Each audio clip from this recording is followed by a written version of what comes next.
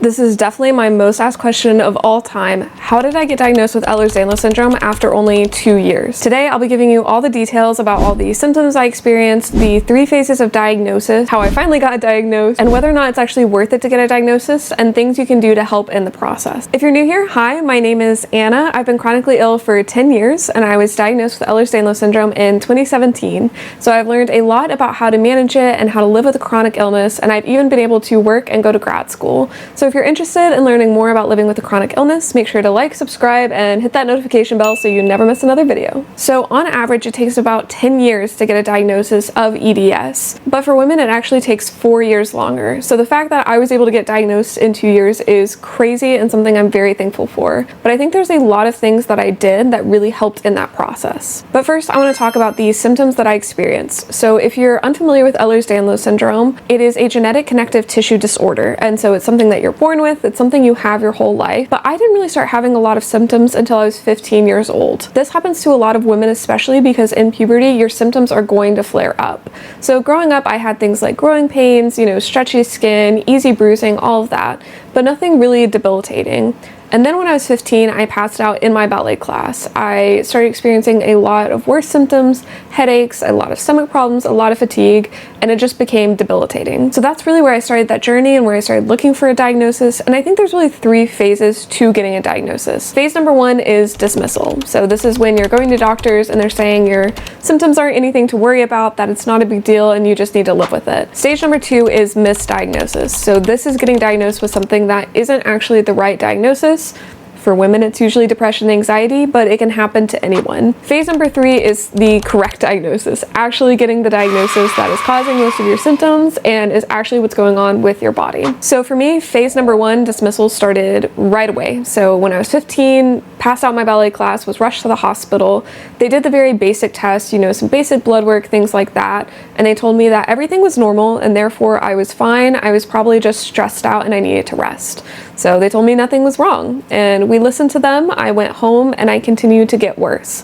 And so because I was getting worse every single day to the point that I was bedridden, that I couldn't go to ballet, I couldn't do anything, my parents were taking me to doctors all the time. I mean, every week, sometimes multiple times a week. And every time we went for the first year, I was told that there was nothing wrong with me. I was told that I was just an emotional teenage girl, that I was just stressed, that because I was an overachiever, I couldn't handle it, and that's why I was just like freaking out and shutting down. I don't even know. And so it was just a year of being dismissed and being told nothing was wrong when I had all these symptoms pop up out of nowhere. And every woman I've talked to that went through the process of getting diagnosed with EDS experienced the same thing. Now, phase 2, misdiagnosis, happens a lot to women. Women are going to doctors saying, hey, I'm having these symptoms, I'm not getting better, I need to know what's going on. And usually they get diagnosed with anxiety. That's what happened to me. I was diagnosed with depression and anxiety, and those are not things that I had struggled with at all at that point. I was not a depressed person, I was not anxious, and I was being told that this is what was wrong with me. I said I had joint pain.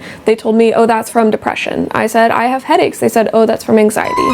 So they gave me an antidepressant, anti-anxiety medication. I went to counseling, and none of those things helped. So it was about a year of thinking that, maybe this was all in my head, maybe I am just depressed and anxious, maybe I'm accidentally making all this up even though I don't mean to, and that was really, really frustrating and a really difficult process. Now, phase 3 is diagnosis. So I kind of got diagnosed accidentally. I went to the hospital because I was having some severe stomach issues, and they admitted me overnight, and my GI doctor actually came to visit me. I absolutely love her. She was amazing. And she had been working with me for a while trying to figure out why I had these stomach issues. And she just looked at me and there was like this light bulb went off in her head. And she said, get up out of the bed. And I was like, I'm in the hospital bed. Do I have to? And she's like, yeah, get up. And she said, go like this. And I went like this.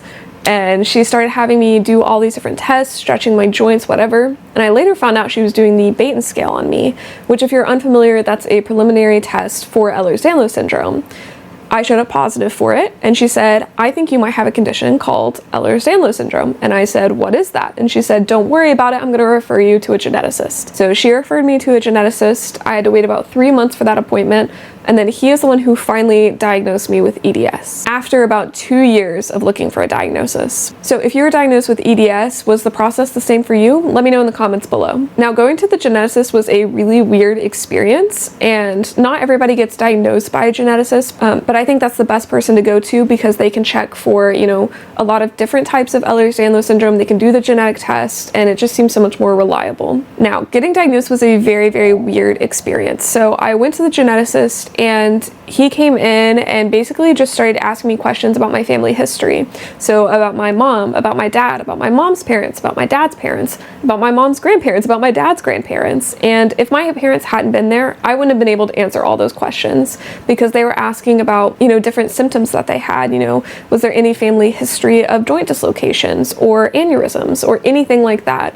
And so if you're going to a geneticist, I highly encourage you to either bring your parents with you or to try and get as much information ahead of time so that way you know how to answer those questions. Then after that, he started measuring me and pulling my joints, and so he literally wrapped measuring tape around my head, around my neck. He was measuring how far my joints would hyperextend. He had me walk to see how my instep looked, I guess, and basically did that for probably about an hour total with the family history and measuring everything. After all that, he said that I did indeed have Ehlers-Danlos syndrome, and then he decided to run the genetic tests for the other types of EDS. So vascular EDS is a much more dangerous type of EDS, and so he ran the blood test for that, but my parents had to pay for that out of pocket, and it is very expensive, so that's also something to be aware of. And then once he diagnosed me, he basically said, okay, you're diagnosed, have a good time, and we just left without really any information.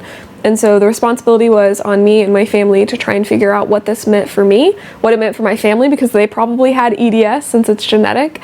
And it was a really long process of researching that and figuring it out. And if you guys have any specific questions about living with EDS, please let me know in the comments below and I'll make a video about that. So 2 years to get a diagnosis is really, really fast. I'm very thankful for that, but there are definitely some things you can do to make this process easier, and I think it's what helped me get diagnosed in only 2 years. Number one was documenting everything. So every doctor's appointment I went to, I would either record it or I would keep notes about what the doctor said.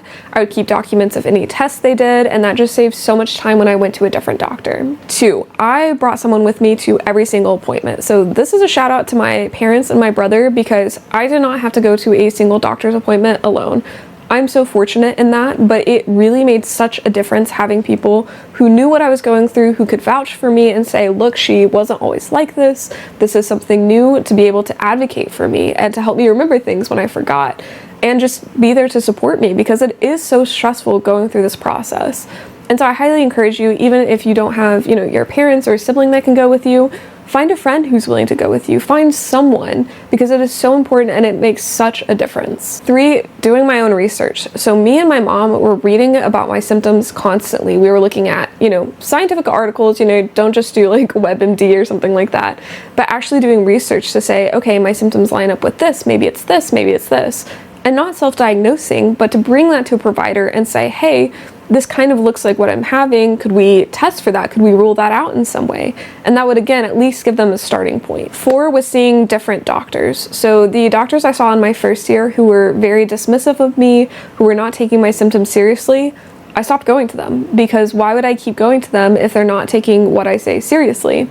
And so it was a long process to find doctors who would take me seriously, who would run the right tests, who, were familiar with different things. So it's really important not to get stuck with just one doctor. There's a lot of doctors out there, and there's nothing wrong with finding a provider who works for you. And lastly, taking care of yourself. This is such an emotionally draining and exhausting process. It's impossible to describe unless you're going through it because you know how taxing it is on your physical health, how taxing it is on your mental health, and it is just so difficult to go through. And so please make sure that you're taking time to rest, to recover, to have some fun in your life. I know it's really difficult to do that when you have a chronic illness, but even things like playing video games or reading, things that are low energy activities, calling your friends, little things like that can really just give you the strength to keep going. Okay. So is it worth it to get a diagnosis? Is it worth it to go through this huge, long process?